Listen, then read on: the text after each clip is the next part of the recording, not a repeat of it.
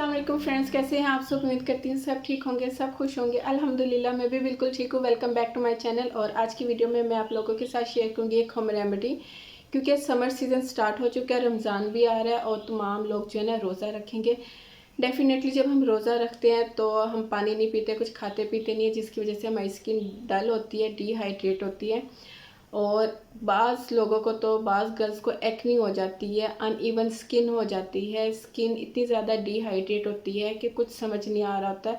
कोई प्रोडक्ट, कोई ब्रांड की जितना भी अच्छा ब्रांड का प्रोडक्ट ले लो, काम नहीं कर रहा होता।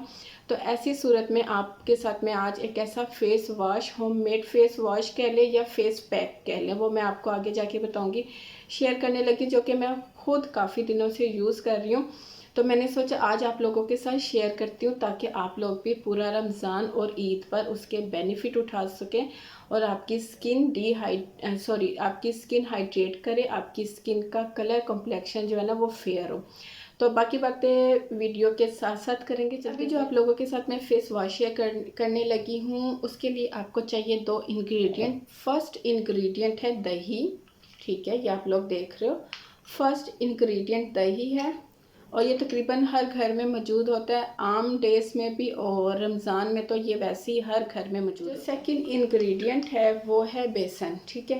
बेसन भी तकरीबन हर घर में मौजूद होता है। आपने लेना है 1 स्पून जो है ना, 1 ये वाला, आप चाहे छोटा ले लो या जो खाने का चम्मच होता है ना, मैं वैसे ये वाला 1 चम्मच लेती हूँ।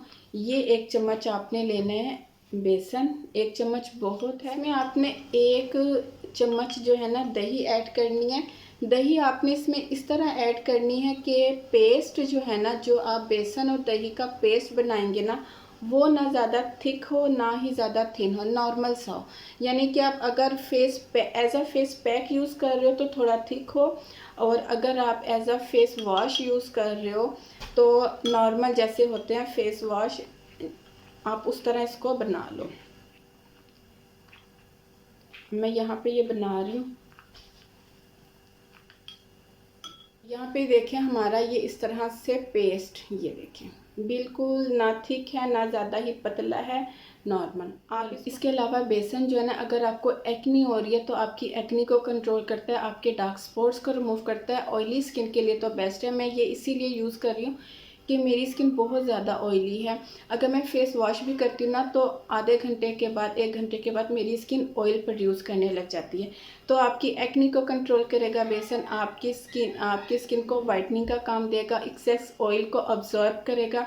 इसके अलावा टैनिंग रिमूव करेगा, डार्क स्पॉट्स को रिमूव करेगा और आपकी अनइवन स्किन को इवन करेगा, स्किन को टाइट जी। आज मैं ये यूज़ करने लगी थी तो मैंने वीडियो रिकॉर्ड कर ली, क्योंकि ये मैं काफ़ी टाइम से जो है ना यूज़ कर रही हूँ। तकरीबन मुझे 1 वीक हो गया और मुझे इसके अच्छे रिजल्ट मिले, तो मैंने सोचा आप लोगों के साथ शेयर करूँ।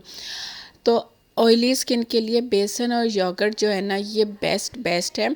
अच्छा, ड्राई स्किन वालों को ये इशू होगा कि आप ही बेसन जो है ना हमारी स्किन को ड्राई कर देगा, तो आप दही की जगह दूध ऐड कर लो, क्योंकि दूध जो है ना एक नेचुरल मॉइस्चराइज़र है और आपको इसके इंस्टेंट रिजल्ट मिलेंगे। दूसरे नंबर पे ये कि आप इसको as a face pack use करने की बजाय आप इसको as a face wash use करोगे ना, तो आपको इसके जल्द रिजल्ट मिलेंगे। आप इसको डेली यूज़ करो और ये आपकी जो है ना पोर्स को भी जो है ना टाइट करेगा ये फेस वॉश, क्योंकि समर सीज़न है और ओपन पोर्स का इशू हर एक को हो जाता है। अब देखिए मैं यहाँ पे रिमूव कर रही हूँ और मुझे इंस्टेंट जो है ना इसके रिजल्ट मिले हैं। बाकी ये कि आप यूज़ करते जाओ। एक्नी और अनइवन स्किन के लिए बेस्ट है, वाइटनिंग के लिए बेस्ट है। ये देखिए मेरे हाथ भी कितने नीट एंड क्लीन हो गए।